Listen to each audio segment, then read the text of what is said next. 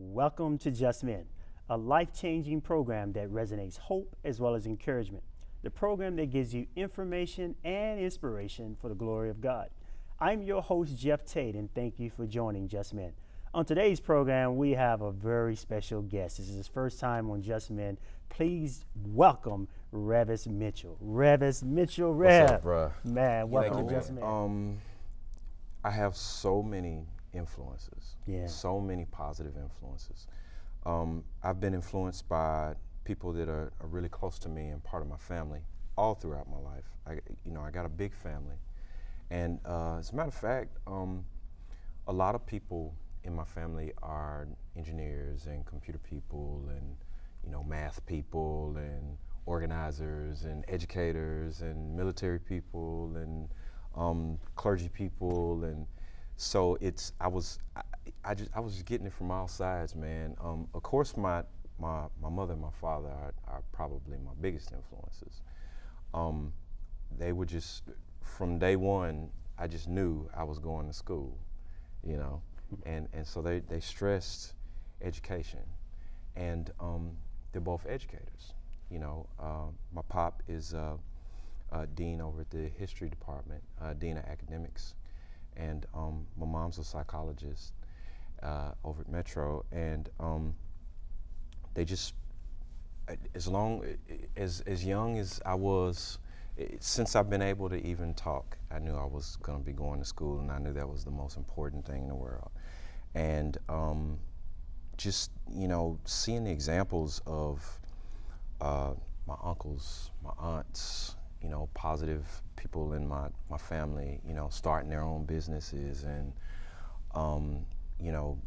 working hard and getting degrees and just, we're a driven bunch. We drive each other, and my cousins, my brothers. I have 3 brothers, and we are just the biggest competitors, and we're always constantly trying to outdo each other. And there's that, but then there's the fact that I could turn on the radio or turn on a record or put a tape in and be inspired by that individual to be like, oh man, I want to do this. Or, I want to make this my life. This is where I want to go. But then I can turn on the History Channel and be, watch some special on, George Washington Carver and be like, wow, I want to create something. I want to invent something. I want to be the first to do something. So I draw inspiration from life. Wow. Just living. Everybody that I come in contact with, you inspire me. The conversations we've had in the past have gotten my mind going. You know what I'm saying? And I think about that stuff. I live for life. And I'm inspired by every aspect of it and everybody that I come in contact with, even the negative people. Even the people that are making mistakes and living a reality that I don't want to be my reality. I learn from them. I get inspired from them. I get inspired from haters. I get inspired from jealous people. I get inspired from, destructive people. Life is my inspiration. What happens with a lot of people is that, everything in our life, every element in our life is us. Is something that reflects some aspect of us. So I believe, and this is one of the things that helped me nurture and learn that concept and believe that concept. I believe that every time we're in a situation where we're unhappy, instead of doing what most people do and be like, she won't let me and he won't let me and you and out there, first thing you got to do is you got to look inside and you got to say, what is up with me that I am manifesting this reality? And that was the first time in life when I actually started to think like that, because my whole life was you, them, him, them, and she, and they won't let me, and yeah. They, and the man, and whatever, some outside thing that was keeping me from being all that I can be. And I don't know exactly when it was, but it was sometime during that period when I realized that if I was going to have exactly the life that I wanted to have, then there was only one person that really was able to stand in my way, and that would have been me. And so then I started to shift my thought process to constantly analyzing what is it that I'm doing or not doing that's causing this situation. And the other thing is that a lot of times when we don't get what we want from people, or, you know, we was talking about haters before, when people come out and hate on you, or they want to send you some negative energy, you know, without even really knowing you, then it's not so much what they're doing, it's how we respond to them. And I respond to them by now just really just being able to let it roll off my back.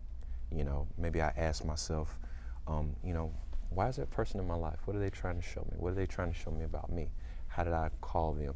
But I just don't get emotionally wrapped up into it. And the way that I diffuse my emotions in that situation is, you know, people get so upset. They, oh man, haters, they hating on me and they shouldn't have said this and they shouldn't have said that. But, you know, I tell my partners this all the time. Hate, you know, you're reacting so negatively to hate because you think it's the opposite of love. Hate's not the opposite of love. Hate is actually a different polarity of love, you know, because the thing that never changes is when you love somebody, you really care. And when you hate somebody, you still really care. So I just look at it like, you know, they hate me, that's just another form of love, you know?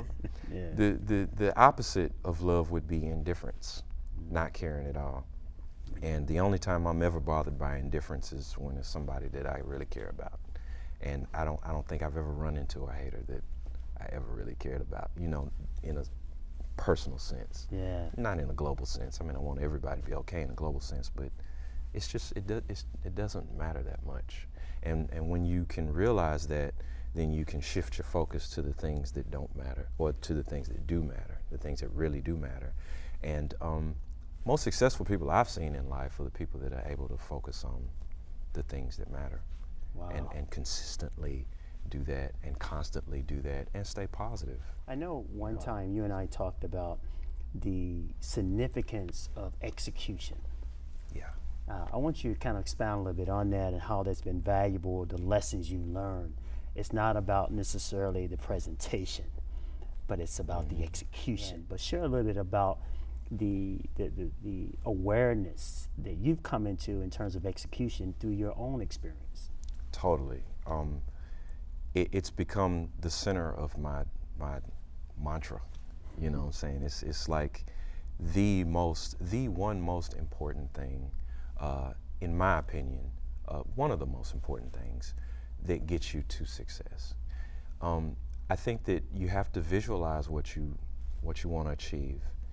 And I think that after you visualize what you want to achieve, you have to be open to receiving those inspired actions, you know, those things that come in your mind and say, oh, I could do this. If I would do this, then I could take another step forward.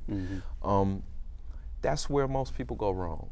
We are all so good at sitting around and talking about and thinking about the things that we want and visualizing and fantasizing about the stuff we want.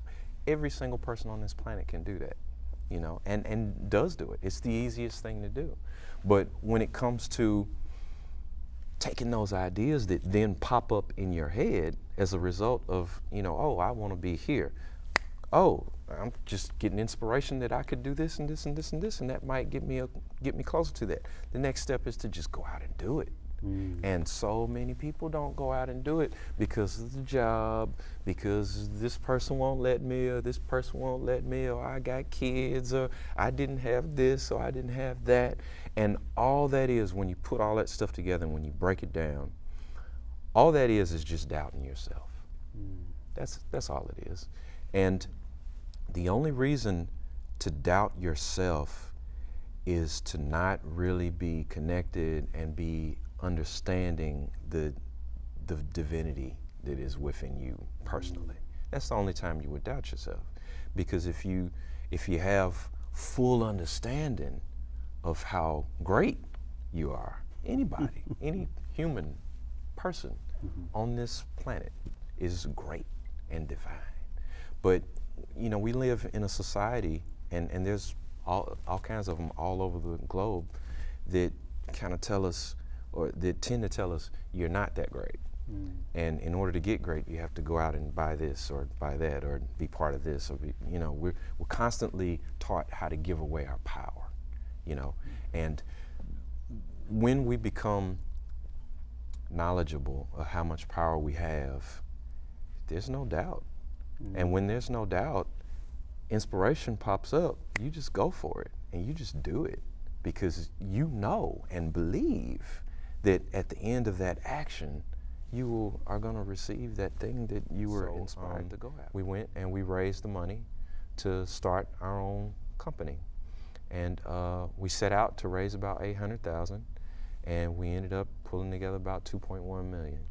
And we launched the company, and it's international company right now. We do our industrial design in British Columbia. We do our programming out in Pasadena, in California. We have marketing partners in New York and in Atlanta. And we're getting ready to, we have worldwide distribution with our software. And we're getting ready to launch our hardware piece, which is the Beat Thing by Kangz. And essentially it's a portable hardware device. It's essentially a laptop for musicians, but the user interface is totally designed, and it's got a whole lot of buttons and stuff you can put your hands on, so dedicated stuff that, that musicians would like. But it's based around an internal microprocessor. It's got tons of connectivity and interfaces, so it can live in the high-end studio, and it can live in the, just on-the-go, one-on-one situation, because it'll run on a nickel cadmium battery, and it's just as portable as your laptop or as your cell phone, and you can make music on it, and you can do it at about half the cost that a comparable professional sounding machine in that range will cost. And so our vision was to create the kind of professional quality that we were using in our commercials and in our production, and move that out into, make it more available, make it more attainable, by the average musician, the struggling musician, the independent musician, the person who would be bankrolling their own company, as each one of us did for years and years and years until we found investors.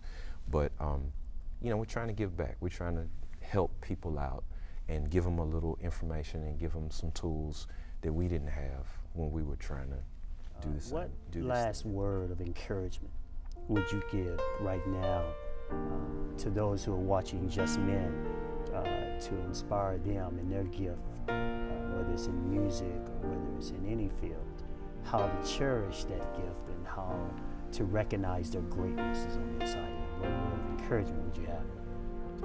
Number one word would be, don't worry about all this out here.